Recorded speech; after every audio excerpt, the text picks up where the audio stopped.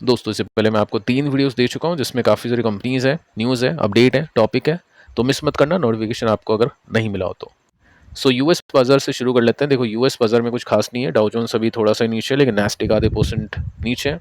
साथ में ब्रेंट को देखें तो चेंजेस नहीं है, 1% ऊपर है लेकिन $90 के आसपास है which is negative. Gift Nifty देखें तो ये भी न्यूट्रल है, 46 पॉइंट्स की तेजी, कुछ खास तेजी नहीं है। तो कल के दिन भी मार्केट नरम रह सकता है, ऐसा हम अंदाजा लगा सकते हैं। साथ में देखिए दोस्तों न्यूज़ आती है, कुछ ग्लोबल न्यूज़ है, ट्रंप को लेकर खबर है कि ट्रंप की फील्डिंग सेट की जा रही है ईरान की तरफ से, यानी ट्रंप को मारने की कोशिश की जा रही है और उसको बचने के लिए ट्रंप अभी क्या कर रहे हैं, फूड ट्रक के अंदर छुपकर हाइड होकर निकल रहे हैं, स्विच कर रहे हैं अपने प्लेन्स को, क्योंकि ईरान ने धमकी दी है ट्रंप को मारने की। साथ में आप देख सकते हैं कि ईरान के सुप्रीम लीडर के जो एडवाइज़र है, इन्होंने बोला है कि स्ट्रेट ऑफ हॉर्मुज ओपन नहीं होगा जब तक ईरान की कंडीशन पूरी नहीं की जाए। अब ईरान की कंडीशन क्या है? ईरान की कंडीशन है कि पैसा मिलना चाहिए, जो भी आपने तोड़फोड़ की है उसका अमाउंट पे करो। अब यूएस भी कहता है कि आपने भी जहाँ पे तोड़फोड़ की है उसका भी अमाउंट पे करो। तो बात अटकी रहेगी ऐसा लग रहा है, और ये सब चीज़ें ऐसे ही चलेगी। साथ में एफआई का डेटा देखें तो बहुत अच्छा डेटा है, प्लस में ही आज भी सिचुएशन 258 पॉइंट्स की 258 करोड़ की बाइंग आज एफआई की आप देख सकते हैं। अब देखिए दोस्तों, एक काफ़ी इंटरेस्टिंग डेटा आपके सामने शेयर करूंगा जिसमें सिंपली आप नोट कर सकते हैं कि निफ्टी 500 में जो कि रेलिवेंट कंपनीज है, मतलब निफ्टी 500 के बाहर तो कोई मतलब की कंपनी नहीं है, देश की 500 companies, top 500 companies, listed companies. तो यहाँ पे एफ का टोटल एक्सपोजर है 17%, यानी 17% की हिस्सेदारी एफ के पास में है। $750 बिलियन की यहाँ पे अमाउंट डिप्लॉयड है। ये आपके सामने जो डेटा है जून क्वार्टर का है, जो कि ओवर हो चुका है, जिसके नंबर्स अभी हम देख पा रहे हैं। सबसे ऊपर एक टाइम पर बैंक्स होते थे, जो अभी भी है। उसके बाद में आईटी होता था। अब आईटी देखो कहाँ पे आ चुका है। आईटी फिलहाल ये जो टेक्नोलॉजी है वो यहाँ पे है, 6-7वें नंबर पे है। अभी भी सबसे ऊपर है बैंक्स। तो ये जानना काफ़ी इंपॉर्टेंट है कि इंडिया में जो ग्रोथ है वो बैंक्स की वजह से आती है। बैंक्स क्यों इंपॉर्टेंट है? जैसे अगर आप देखोगे तो काफ़ी सारे इंटरव्यूज़ आते हैं जिसमें जो बैर होते हैं मार्केट के, बड़े इन्वेस्टर्स होते हैं, वो यही कहते हैं कि इंडिया के पास में क्या है, इंडिया के पास में कोई ग्लोबल प्लेटफॉर्म नहीं है, कुछ एक्सपोर्ट नहीं है, चीन की तरह, यूएस की जैसी कुछ बड़ी टेक कंपनीज नहीं है। तो इंडिया के पास में इंडिया की ही पॉपुलेशन है, इंडिया में ही बनता है, इंडिया में ही बिकता है, और ग्रोथ के लिए लोन चाहिए होता है, पैसा चाहिए होता है, क्रेडिट चाहिए होता है, और उसके दम पे ही बैंक्स चलते हैं। तो बैंक्स इंडियन इकोनॉमी के लिए बहुत इंपॉर्टेंट है, और अभी एफ का जो स्टेक है वो 41%, जो भी मतलब एफ का पूरा पैसा है वो बैंक्स में है। 41% समथिंग कुछ यहाँ पे होल्डिंग्स आप नोट कर सकते हैं। ठीक है, इसके बाद में हम चेक कर लेते हैं कि क्या चेंजेस किया है। तो वाई एंड वाई बेसिस पे 6% बेचा है बैंक को, क्यू बेसिस पे थोड़ा सा बाय किया है। ऑटोमोबाइल आप देख सकते हैं, एनबीएफसीज है, ये सब सिचुएशन आपके सामने है। तो अभी भी एफ के पास में काफ़ी कुछ है, बाकी बैंक्स हमारे लिए बहुत ही इंपॉर्टेंट है, और इसी वजह से आरबीआई काफ़ी सख्त रहता है कि बैंकिंग सिस्टम में कोई प्रॉब्लम नहीं हो। अभी भी कुछ न्यूज़ हमने देखी जिसमें बजाज फाइनेंस को लेकर नेगेटिव न्यूज़ थी, अभी तक रूल आया नहीं है, तो स्टॉक वापस ऊपर जाना शुरू कर चुका है, लेकिन रूल आता है तो फिर वो प्रॉब्लम क्रिएट कर सकता है। साथ में दोस्तों एक और रूल आने की बात हो रही है, अभी तक बना नहीं है, कानून लॉ नहीं बना है, लेकिन बातचीत ऐसी चल रही है हॉस्पिटल इंडस्ट्री को लेकर, जो काफ़ी नेगेटिव है इनके स्टॉक होल्डर्स को लेकर। अगर कोई इलाज करवाने जाता है उसके लिए अच्छी बात है, बाकी जो शेयर होल्डर है उनके लिए अच्छी बात नहीं है।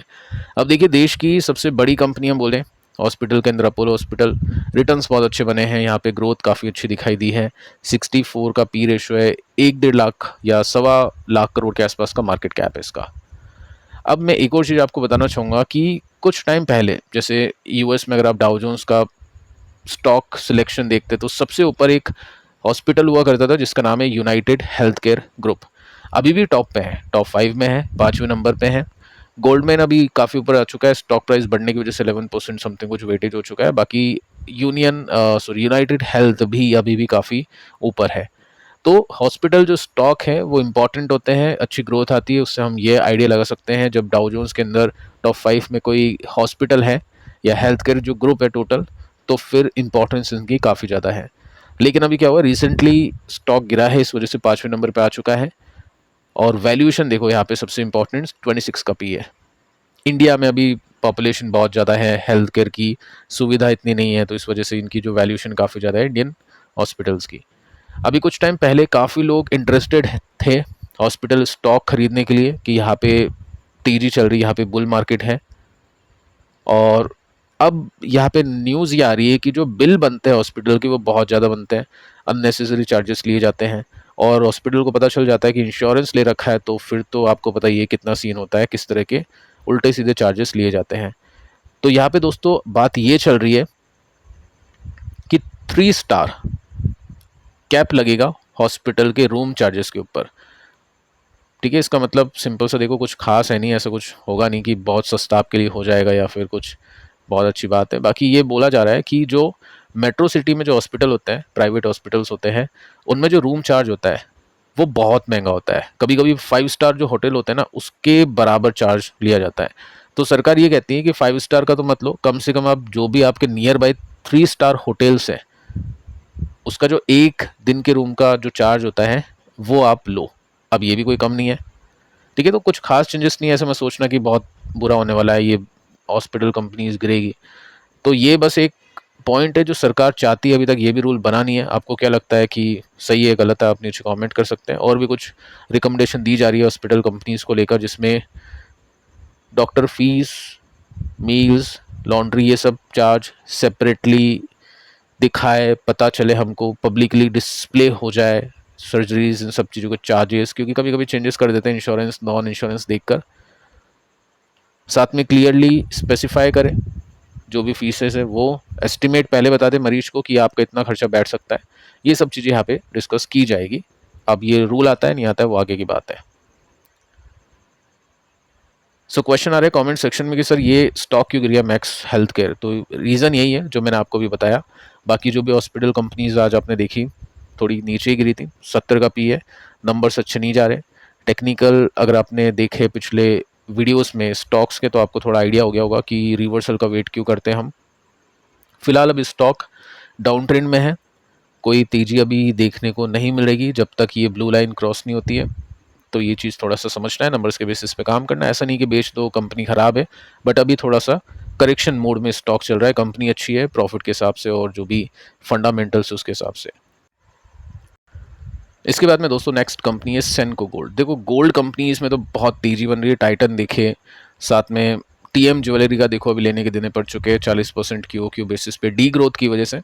लेकिन कल्याण ज्वेलर्स में अच्छी तेजी आई और स्काई गोल्ड में अच्छी तेजी आई, टाइटन में अच्छी तेजी आई है। सेनको में क्या होगा, 1% की तेजी के साथ में बंद हुआ। 11 का पी है, बहुत कम है वैल्यूएशन।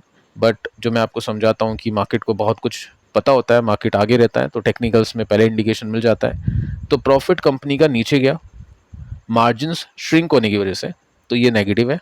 सेल्स कंपनी की 68% के साथ में ऊपर चली गई, तो सेल्स में कोई दिक्कत नहीं है। प्रॉफिट थोड़ा सा गिरा है, अगर मैं इसमें परसेंटेज बेसिस में दिखाऊं तो प्रॉफिट जस्ट 3% के साथ में गिरा है वाई बेसिस पे। मार्जिन 10 के 7 हुए हैं और रेवेन्यू 67% बढ़ चुका है, जो मैं आपको अभी बता चुका हूँ आर्टिकल में।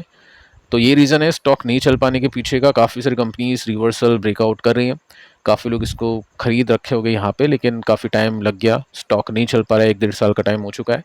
तो जब तक ब्रेकआउट नहीं होगा, जब तक कोई होप नहीं है, कोई उम्मीद नहीं है। और गैप इसका अच्छा खासा है, 90% के आसपास का गैप है, बट ब्रेकआउट होना सबसे ज़रूरी है। देखते हैं कल होता है या फिर नहीं।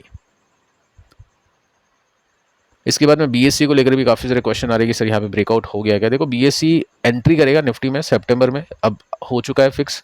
आज न्यूज़ आ चुकी है, कल तो बस रूमर्स थी, अफवाह थी, आज वो फिक्स हो चुकी है। ठीक है,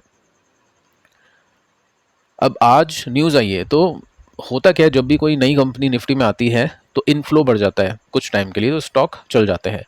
बट ये अभी भी नहीं चला, नंबर्स अच्छे गए हैं, परसेंटेज बेसिस में स्टॉक नहीं चला। तो ठीक है, पैटर्न अभी आपको ये ऐसा ही बता रहा है कि 50% की तेजी, 30% गिरता है, ब्रेकआउट के बाद में 50% की तेजी, 30% की गिरावट। तो वैसे अगर हम देखें तो गिरावट के अंदर अभी थोड़ा है, जगह बच रही है, लेकिन कोई गारंटी नहीं होती कि ये जो पैटर्न है ये फॉलो करे। चीज़ें चेंज हो जाए, लिक्विडिटी बदल जाए, तो सिस्टम चेंज भी हो सकता है। तो उसके लिए थोड़ा सा चेक करेगी कि ये ब्रेकआउट करेगा या नहीं करेगा। अभी ब्रेकआउट हुआ नहीं है, जिसका भी क्वेश्चन था, टाइम है अभी थोड़ा सा, इस लाइन को क्रॉस करने का वेट करना है, साथ में थोड़ा सा स्टेन भी करे, तब जाके ब्रेकआउट हम उसको बोलेंगे। साथ में दोस्तों और भी कुछ कंपनीज हैं, आरबीजी ज्वेलर, ये भी गोल्ड कंपनी एक तरह से, 17 का 14 हुआ है, इसका भी पी गिरा है। अगर मैं इसमें सेल्स देखो तो सेल्स में ठीक है, सेल्स इसकी बड़ी है बट प्रॉफिट इसकी गिरा है। अब देखो इसमें भी वही चीज़ है जो सेनको गोल्ड में चल रहा है, आई थिंक पीएन ज्वेलर में भी यही सीन चल रहा है, ब्रेकआउट नहीं आ रहे, देखते हैं किस में ब्रेकआउट होता है, कल पता चल जाएगा। आरवीएनएल इसके रिजल्ट आ चुके हैं, मैं आपको ऑलरेडी बता चुका हूँ। डिफेंस और रेलवे कंपनीज में फिलहाल के लिए तो गेम ओवर है, अभी कब टीजी दोबारा आएगी, साइकिल स्टार्ट होगा, वो देखेंगे। फिलहाल तो चीज़ें अभी सही नहीं है। मार्जिन इम्प्रूव हुआ है, ठीक है, नेट प्रॉफिट इसका इम्प्रूव हुआ है, रेवेन्यू थोड़ा सा बढ़ा है, बट ये जो रिजल्ट है ना, देखो 2 बजे के आसपास आए थे तो मार्केट ने कोई खास तेजी दी नहीं है, इसको कोई रिएक्शन दिया नहीं है।